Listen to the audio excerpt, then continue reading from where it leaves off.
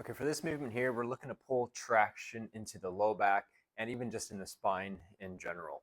A few of our goals here are to create or recreate or help recreate the curves, the normal, the natural curves of the spine by using positioning and breathing, right? What we can do is focus on trying to create length or traction from the bottom of the rib cage to the pelvis. We're trying to create as much space and length through that lumbar spine again.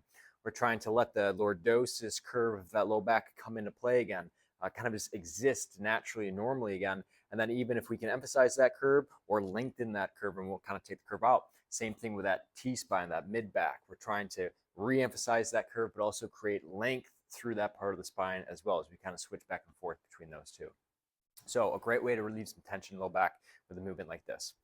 What we're doing here, we're on our hands and knees, and we can get a relatively wide, whatever's kind of a comfortable position that lets you sit back towards your heels. So if it's knees wider or closer, whatever it might be. From here, you're going to sit back.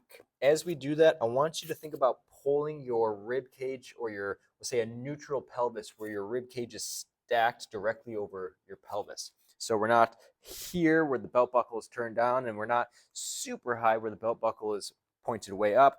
But I want you to be somewhere right in the middle and then try to maintain that position. So instead of letting your low back go into a big curve here, try to make sure that we stay somewhat neutral. And you might feel the core kick on and help make that happen. From here, we're going to reach your hands as far away from you as you can as we kind of maintain this sit back. Now, I don't want you all the way down and resting. I want you just short of that. And what we're essentially trying to do here is think about reaching your hands, and then they're just barely resting on the ground as you reach your pelvis backwards. So these two things, it's almost like they're doing the opposite, or they're trying to get as far away from each other as they can. And you have to stay neutral in that low back. You're not allowed to dump pelvis straight down. So pull that right back up. Now think like the pelvis is kind of the anchor point, and you're reaching your hands away from it, but the pelvis isn't allowed to move with them. From here, we're just going to breathe. So in through the nose, nice and slow, let it take its time. And you're trying to pull that air straight down into your pelvis, almost like you're pulling that air straight down. I want you to, from here, exhale through your mouth. Again, let it take its time. Don't try to be quick.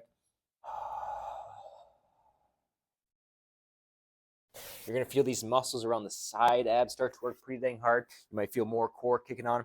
Maintain that tension as you use those respiratory muscles to push that air out. It's going to start building tension through there. I want you to hold on to that a little bit. Just actively hold on to it as you slowly breathe back in through the nose again.